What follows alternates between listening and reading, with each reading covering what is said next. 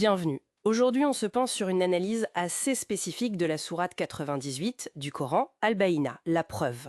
Notre point de départ, c'est un livre, Al-Baïna, preuve scientifique et logique du Coran, qui propose une lecture particulière.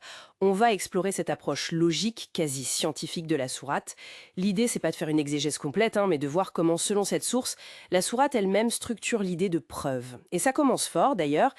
Le texte dit, en gros, que certains groupes gens du livre, associateurs, eh bien, ils ne changeraient pas d'avis avant qu'une preuve claire, al-Baïna, leur arrive. C'est un point de départ fascinant, non? L'idée qu'il faut une preuve pour qu'un changement profond ait lieu. Absolument.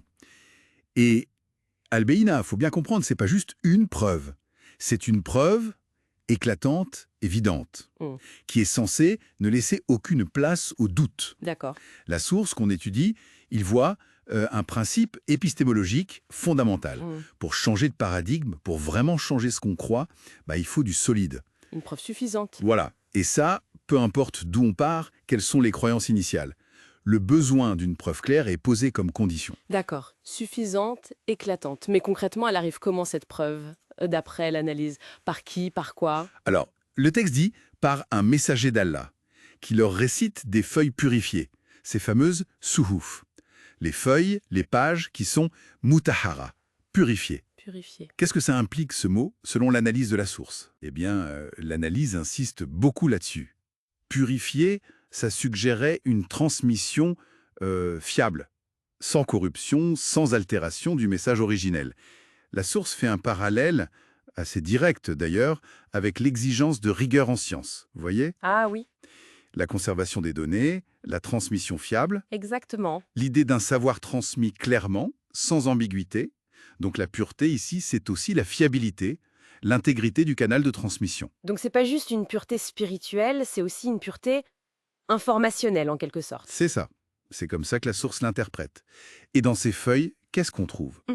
Des prescriptions d'une rectitude parfaite. En arabe, kutubun qayyima, Kutubun Kayima, prescription droite, juste. Alors ça, qu'est-ce que ça signifie dans cette lecture logique? Le terme qayyima, ça évoque ce qui est droit, stable, constant, rationnel même.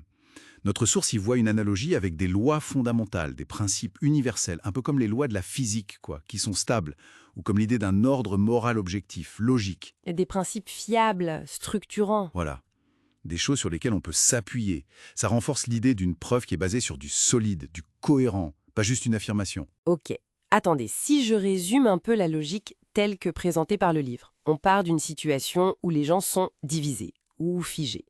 Puis arrive un catalyseur, le messager, avec ses feuilles purifiées, donc fiables dans leur transmission. Et le contenu de ces feuilles, ce sont des principes droits, stables, universels, les kutubun kayima. Et tout ça ensemble, ça forme la bayina, la preuve claire. C'est presque un protocole, non? Pour établir une vérité. C'est exactement l'interprétation de la source. Elle décrit une structure quasi déductive. Situation initiale, catalyseur fiable, contenu stable, conséquence qui peut être l'acceptation ou le rejet. L'accent est vraiment mis sur ce besoin d'une preuve claire, vérifiable par sa rectitude, sa cohérence et la pureté de sa transmission. C'est là que la source fait le lien avec, disons, l'esprit scientifique moderne. Ces besoins de preuves, de méthodes, de transmission fiable. Exactement. C'est parallèle avec la méthode scientifique et quand même assez poussé dans cette analyse. Mais est-ce qu'on ne risque pas un peu de réduire la dimension spirituelle en se focalisant autant sur la logique? C'est une bonne question. La source qu'on présente, elle ne nie pas du tout la dimension spirituelle. Mais elle choisit, délibérément, de mettre en lumière cette structure logique qu'elle perçoit dans le texte. L'argument, en fait, c'est que cette structure logique fait partie du message. Elle soulignerait l'importance de la raison, de la preuve claire, y compris dans l'acte de foi ou de conviction. Donc ce n'est pas forcément l'un contre l'autre. Non, plutôt une lecture qui met en avant une rationalité que le texte lui-même revendiquerait. Intéressant de voir cette focale mise sur l'aspect logique. Bon, pour résumer, l'analyse de notre source suggère que Al-Bayyina, vu comme ça, propose une sorte de théorie de la connaissance, presque. Le changement profond, intellectuel ou spirituel, il reposerait sur une preuve présentée comme claire, universelle dans ses principes et transmise de façon fiable. C'est une idée qui résonne avec toute quête de vérité finalement. Tout à fait. Et cette exploration, elle nous laisse avec une question. Une question pour aller plus loin, qui découle de l'analyse elle-même. Qu'est-ce qui fait qu'une preuve est vraiment suffisante? Suffisante pour convaincre non seulement l'esprit, mais aussi le cœur. Et même face à une preuve qu'on jugerait éclatante, quelle est notre part de responsabilité à chacun dans la manière dont on l'accueille ou dont on la rejette?